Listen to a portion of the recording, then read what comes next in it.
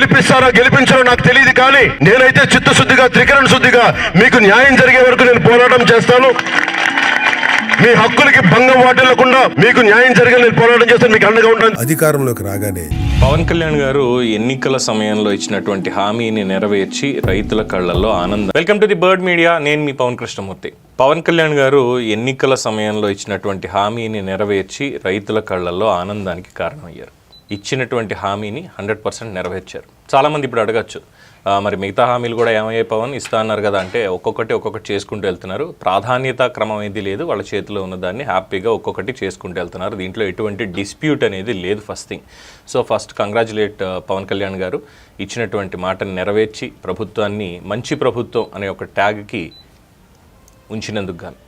వార్త చూస్తే కాకినాడ సెజ్లో గతంలో 2180 ఎకరాల భూమిని తిరిగి రైతులకు అప్పగించాలి అని చెప్పి తీర్మానం చేశారు.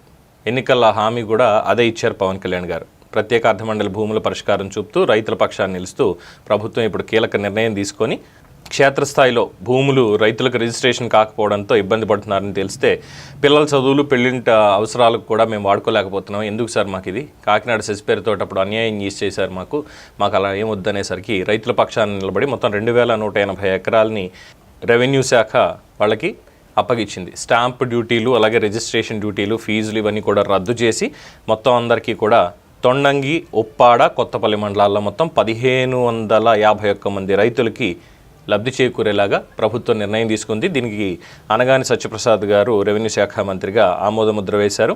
మొత్తం 2180 ఎకరాల భూముల్ని కూడా తిరిగి రైతులకు అప్పగించాలి అని చెప్పి అప్పగించాలి కూడా కాదు, అప్పగించారు.